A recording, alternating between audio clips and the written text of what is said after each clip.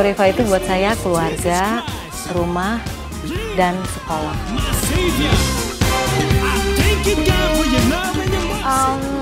Karena pekerjaan, gue harus move ke Jakarta. Udah nggak bisa latihan rutin Selasa Kamis. Glorify jadi satu hal yang paling berat gue tinggalin di Bandung selain nyokap gue. Kalau misalnya lihat Glorify pelayanan dan gue cuman duduk diam tuh, ada perasaan sedih gitu. Sampai sejauh ini sih gue masih benar-benar struggle untuk bisa kembali ke Bandung, bisa pelayanan lagi bareng Glorify karena there's something different about this community.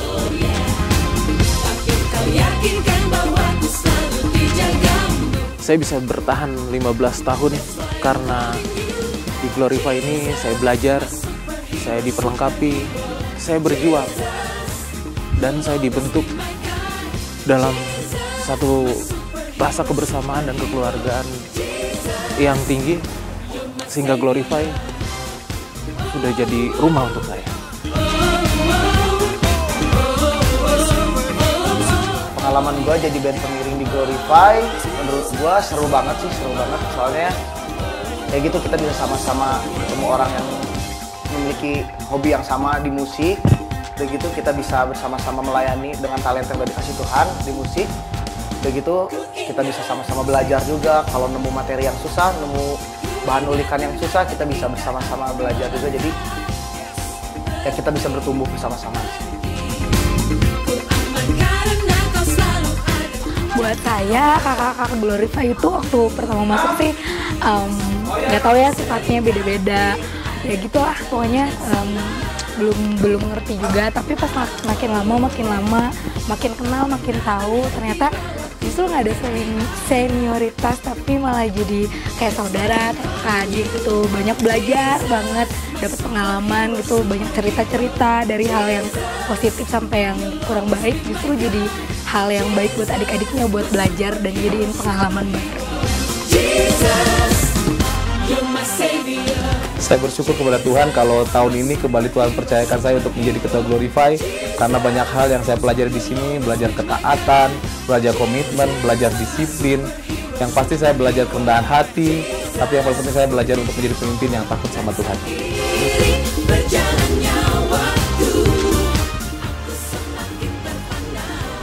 Harapan 5-10 tahun ke depan Glorify tetap ada, menjadi berkat dan teladan buat generasinya, juga jadi tempat buat generasi-generasi muda untuk berubah hidupnya. Dan tentunya pelayanan Glorify nggak hanya di sini aja, nggak hanya di Indonesia, tapi bisa keluar dari Indonesia.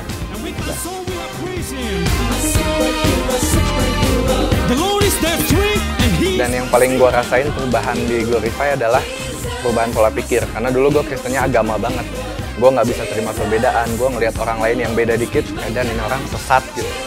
Tapi di Glorify gue belajar untuk melihat perbedaan itu sebagai ya sesuatu yang memang itu tubuh Kristus gitu. Dan gue memandang orang lain, mengasihi orang lain, memutuskan untuk menerima orang lain sebagaimana Tuhan udah terima gue apa adanya. Saat ada satu anggota Glorify yang mungkin pergi gitu karena ada kepentingan kerja atau sudah menikah, jadi itu yang membuat kita sedih kadang. Udah lama bersama-sama gitu, latihan bersama-sama, tapi tiba-tiba dia harus pergi ninggalin kita, dan itu yang membuat kita kayak kehilangan satu saudara gitu. Dan itu sedih banget gitu, tapi tetap semangat puji nama Tuhan karena masih ada saudara-saudara yang lain yang tetap support walaupun mereka jauh nggak bareng sama kita, tapi mereka tetap berdoa untuk pelayanan kita.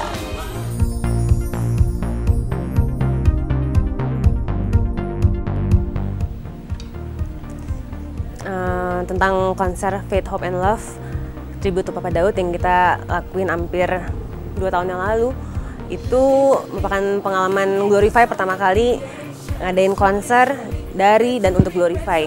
Karena sebelumnya kita biasa nyanyi aja dan acaranya biasa udah disiapin sama panitia atau gereja yang lain.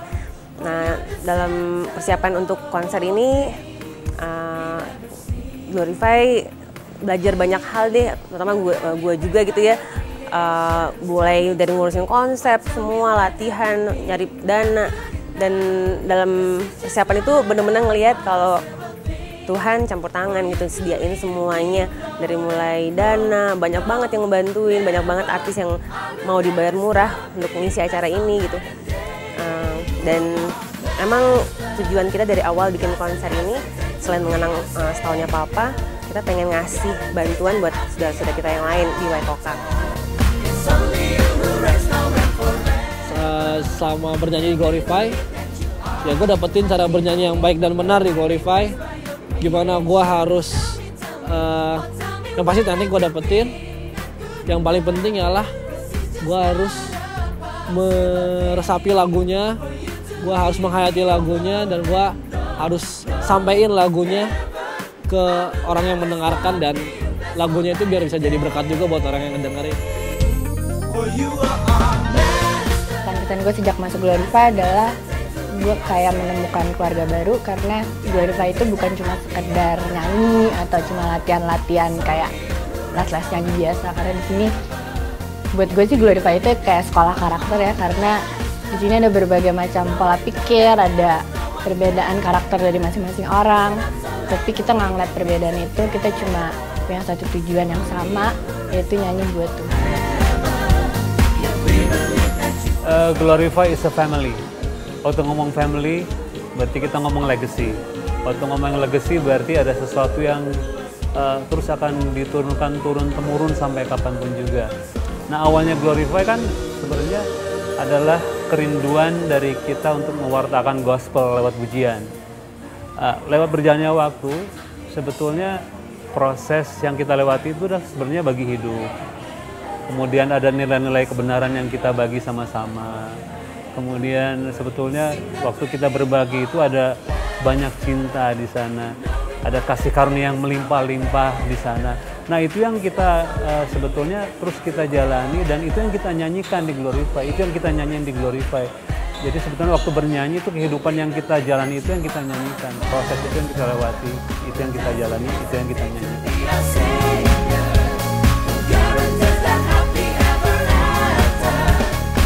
Arti pelayanan, gue jadi ingat Yesus ketika duduk barengan sama anak-anak kecil, mendengarkan, ketawa, dengerin anak-anak kecil itu cerita gitu. Jadi kalau menurut gue pelayanan itu bukan sesuatu yang besar, tapi sesuatu yang sangat sederhana yang bisa kita lakuin gitu. Kalau misalnya lo punya karunia untuk mendengarkan orang, lo lakuin itu dengan maksimal untuk mendengarkan orang. Gue akan bilang bahwa apa yang udah Tuhan kasih ke gue secara pribadi, gue bisa multiplikasi itu untuk berkat, jadi berkat untuk orang lain gitu. Gak semua dari kita orang baik-baik, dan gak semua dari kita juga orang yang perfect, tapi kita belajar untuk melakukannya. Kita bisa lakukan itu lewat hal-hal kecil, dan anak-anak di dalam Glorify juga punya kesadaran akan hal itu, bahwa ketika mereka dikasih talenta untuk melakukan banyak hal untuk orang lain di luar sana, itu yang mereka lakukan.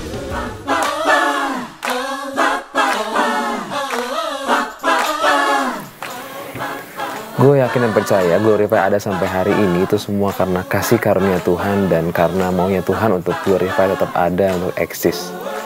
Di Glorify itu sama seperti kayak kumpulan dari berbagai macam talenta yang berbeda-beda akhirnya bersatu, dan dari bersatu itu akhirnya menghasilkan sesuatu yang keren, yang bagus, yang bisa menyenangkan nama Tuhan, mengagungkan nama Tuhan.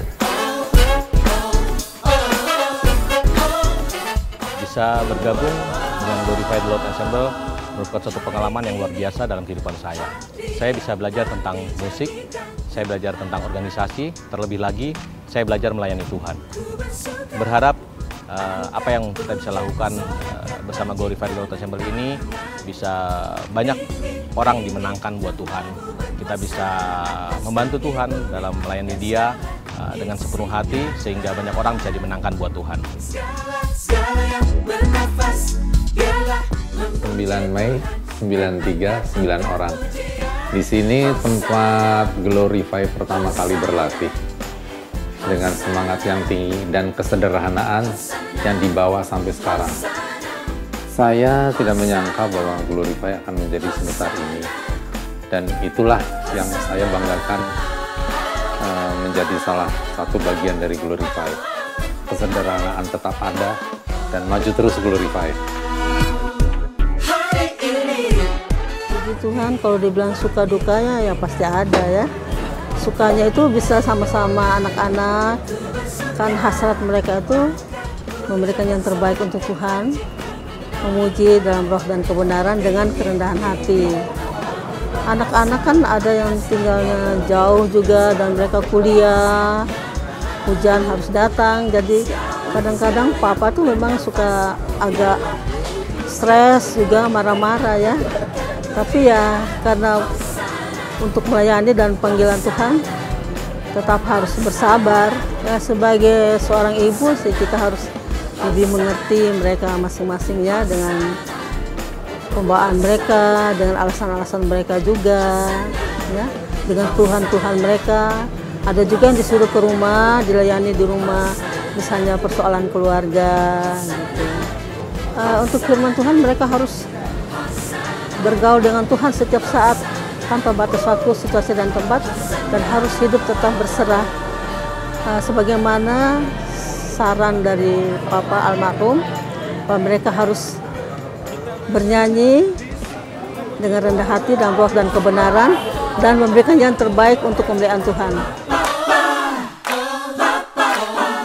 Keluarga, rumah, dan sekolah. Sekolah karakter. Komunitas tumbuh bersama. Second family. Selasa Kamis. Cinta aja cukup. Tuhan Yesus banget. Sumber sukacita. Another level. Rumah kedua gua. Takkan terganti. Wow. Gua misi kehidupan. Tempat orang keren. Kekasih sejati. Muda, warna-warni, cinta. Kamu dan kita semua. You're my everything. Semangat. Istimewa. Pacar kedua aku. Air, oksigen, cahaya. Rencana Tuhan. Obat, kasih, dan kesetiaan. Tempat untuk melayani Tuhan dengan cara yang funky. Duka cita, sukacita. Tempat bertekun, tersenyum, dan bertahan. Youth for Revolution. Negro. Proses. Glorify thy name in all the earth. Soulmate gue. Dance, sing, and praise. Truly best friend. Kehidupan yang dinyanyikan. Sahabat sejati gue. Coklat, manis. Nano-nano, ramai rasanya. Karena separuh aku, itu kamu. Jalan-jalan, selalu nyenengin. Sekolah. Cerita yang gak pernah tamat. Keluarga, sekolah, juga cinta. Perjalanan bersama-sama. Malaikat Tuhan yang ada di bumi. Tempat belajar. Proses berubah. Bertumbuh bareng-bareng.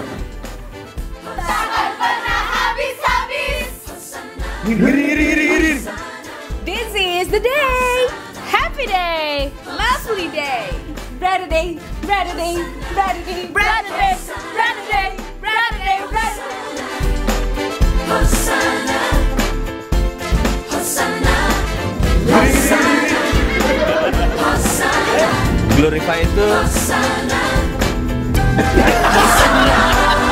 This is the day. Happy day. Brighter day. Brighter day. Kita berada di sini memuji Tuhan. Di sini bukan bertanda kita, tapi Tuhan yang sertai kita. Tiap menit, tiap detik, tiap hembusan nafas dan pada